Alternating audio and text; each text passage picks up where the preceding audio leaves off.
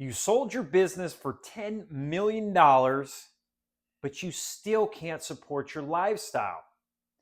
I'm going to walk you through our process here at Harvest Wealth Strategies on how we ensure our clients are able to maintain the lifestyle that they've enjoyed for so many years and actually be able to accomplish all of their legacy goals.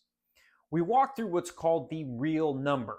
And when we talk about the real number, it is the real number that your business needs to sell at in order for you to accomplish your lifestyle and legacy goals. In a lot of cases, I talk to business owners all the time. And when I ask them how much their business is worth, they have no idea, or they just think it's some random number because they talked to a buddy of theirs that sold their company for a similar amount.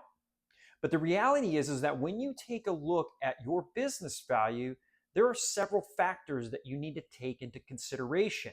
First and foremost is taxes. At the end of the day, if you sell your company for $10 million, you're not getting $10 million in your pocket. Uncle Sam's going to come right along and take a nice chunk of that, so you have to prepare for that. The second component is the structure of the sale of your company.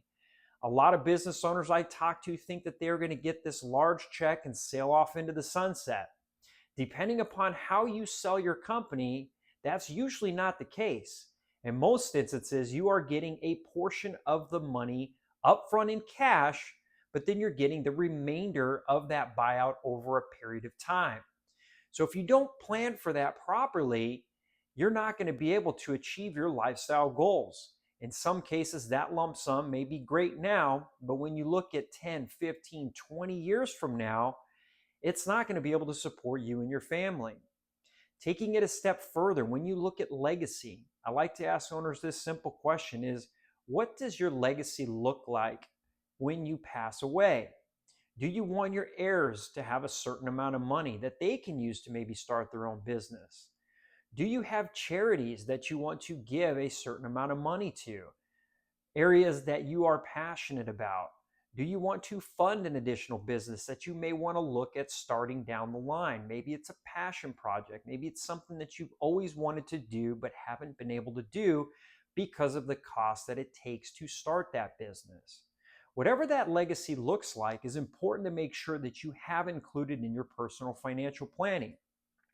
So that's the second question I ask business owners is what type of personal financial planning have you put in place to ensure that all of your goals are going to be accomplished?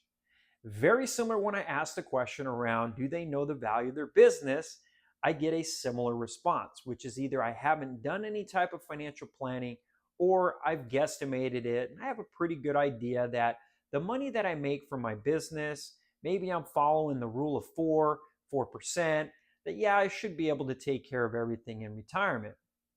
But how confident do you really want to be? If I had asked you a very simple question, if you could have 100% confidence that you would be able to achieve your goals, how good would that make you feel? And vice versa, if I told you that if you sold your company for $10 million and there was only a 15% chance that you would be able to accomplish your lifestyle and legacy goals, how would that make you feel? So that's exactly what I'm going to do here. I'm going to walk you through how we determine what that real number needs to be in order to be able to fulfill your lifestyle and legacy goals. It's a process that we call the Freedom Roadmap. And it allows us to give just a very simple snapshot on what that number looks like and some adjustments that you may need to make in your lifestyle or maybe take a few extra years to increase the value of your company so that you make sure that you are on track to hit 100% of those goals. So follow through along as I walk you through our process right now. We are going to go ahead and jump right into the value gap assessment. This is our start to the Freedom Roadmap, the in-depth look at what the value of your company currently is, where it could be at, and how we can close the gap. Here's the great thing. This takes less than 20 minutes for us to complete with you. It's a very simple questionnaire. We get some information on your financials, and it produces a very detailed report for you to basically take back to understand, once again, the value of the company and what levers you can pull in order to increase that value.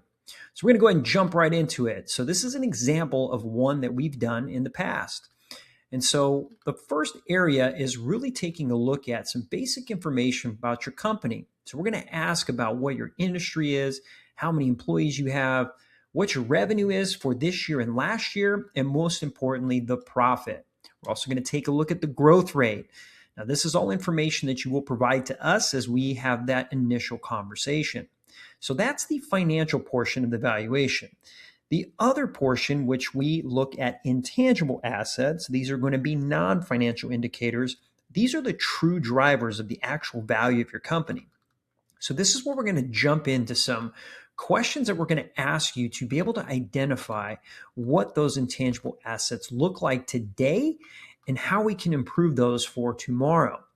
So as we look at protecting the value of your company, we are going to look at 4 distinct areas. We're going to look at your operational, your business and ownership, marketing and competition, and your regulatory and legal. You're actually going to get a score of what your intangible assets look like as you've answered the questions. So we're going to jump right into what those questions look like. So these are some questions you'll get on the operational side. I won't go through these in detail, but there's a couple ones that I wanted to point out that have a good impact on the value. So here we're talking about employee engagement, so employee capital. Do you have structured employee training process? Do you have a good management system in place? And then this is the other area around operations, which is your systems and processes. Are they well documented? As we switch gears and we move into the business ownership score, this is really around owner dependency. We're going to have a conversation around how dependent is the business on you. That plays a big factor in how your company is valued. So we're going to ask questions around do customers deal directly with the business, or do they deal just with you? More importantly, if you were to step away for 3 months, what would happen to the business? As we shift gears into marketing and competition score, we're going to want to find out how easy is it to get into your industry? Is there a high barrier of entry? If you were to lose your top 3 customers, how much of an impact would that have on your company? And also, do you get good repetitive business, or do you have to constantly go out and market to new customers? And then last but not least, we're going to take a look at the regulatory and legal score. And here we're going to have 2 very simple questions, which is around government regulation and any potential legal action against your company. Once we get those questions, we're going to go ahead and include that with your financial information that we talked about at the beginning. And we're going to give you a little scorecard here, which shows you from a financial standpoint what that looks like, as well as multiples within your industry, and ultimately where you sit in terms of the not only lower end of that industry multiple, but on the high end. So in this case, you're kind of right in the middle here. And when we wrap it up, we are going to go ahead and give you a nice little graph here, which shows the current value of your company, the potential gap, and more importantly, what we can do to close that gap. So this is a very detailed 20-page report that's not only going to give you all this information, it's also going to give you the different ways to exit your company, which are going to provide you with the highest value compared to complexity.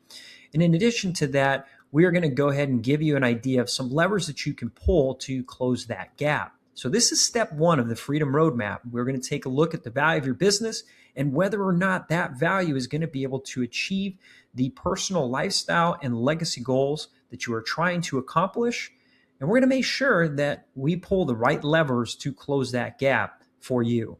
All right, so let's jump into the second part of the Freedom Roadmap. So this is the important part. This is where we are going to plug in the value of your company and see if it will be enough to achieve your personal lifestyle and legacy goals. At the end of the day, you've worked extremely hard to build your company up. You want to make sure it will take care of you and your family for life.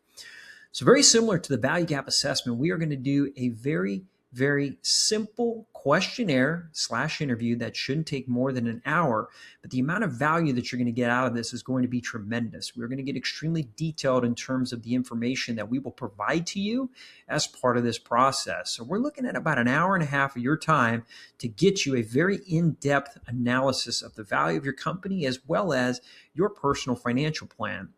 So we're going to start off by just getting some very basic information from you. The one that I feel is the most critical is at what point do you want to retire or exit your company? In addition to that, we're going to talk about some of the financial priorities you have. Everybody's different. So whether it's minimizing taxes, providing a legacy, we want to understand what's the most important priorities to you. Then we're going to actually attach a dollar amount to it. So in this case, John and Sharon want to have about $300,000 in income when they retire. Now, what you'll see here is that that is actually the same amount that they're currently making today. So all we're doing here is we're just saying, hey, if we want to maintain the lifestyle that we've enjoyed so far, this is what we're going to need to have in terms of the business value. In addition to that, they want to leave $3 million to their heirs. After that, we're going to do a quick inventory of your assets. We're going to take a look at your checking, savings, any type of 401ks, IRAs. We want to identify all the assets that you currently have that will fund you in retirement or once you exit the company.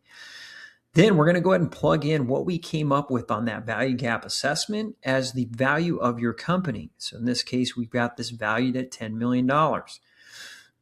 Once we talk about your assets, we're going to move into income. So we want to take a look at how much are you making today and whether or not that is the type of income you want to continue once you exit the company.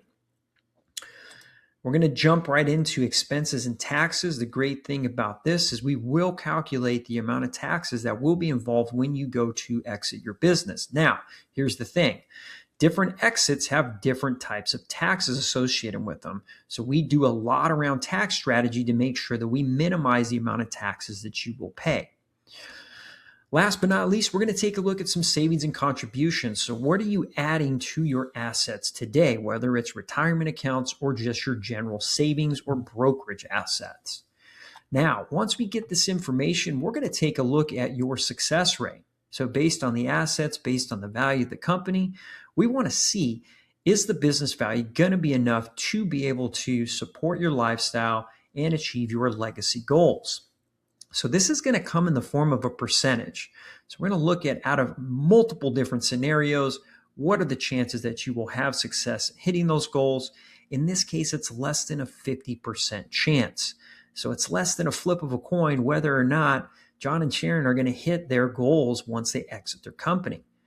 So here's the great part. As we look at ways that we can influence the value of your company, which we talked about in the value gap assessment, let's say that we're able to get that business up to about a $12 million valuation. Let's say that we've done all the necessary work, we've pulled all the levers that we talked about, and we've got this business up to $12 million. So let's take a look and see, by doing that, what type of impact we will have on the overall success ratio. So for you, remember, we were at 43% success rate before at a $10 million valuation. Now, after increasing it by 2 million, our probability of success jumps to 88%. So this is another reason why it's so critical that you understand your number, because at the end of the day, your business is most likely your largest asset. It's also the asset that's going to fund your lifestyle and legacy post-exit. So the question is do you understand what the value of your company is? And more importantly, do you understand whether or not it is going to achieve and meet your lifestyle and legacy goals for the long run? After walking through that, how confident do you feel? Now, as most of you have realized in walking through this process, a simple adjustment of adding just an extra $2 million to the value of your business can make a significant difference. Now, we didn't even go into the different tax strategies that you can take in order to avoid or minimize some of those capital gains taxes. But just that slight adjustment in your business value can make a tremendous difference in terms of if you're able to achieve your long-term goals. So that's why when we take this to step 2, which is to actually dive deeper into what is holding back the value of your business, that's the second step that we look at. So what I just walked you through is a very brief summary of how we start working with our clients. From here, once we've identified that value gap, which in this case was $2 million, then we're going to do a deep dive into your business to find out what levers we can pull to get that extra $2 million into the business value to ensure that you get to that high confidence rate that I showed you when we walked through the personal cash flow and personal financial process. From there, we look at how do we move those drivers, those levers to get to that $2 million. And then in addition to that, we will also talk about some tax strategies that we can take to reduce the amount of taxes that you're going to pay. So as you look at working with us, let's just start with the Freedom Roadmap.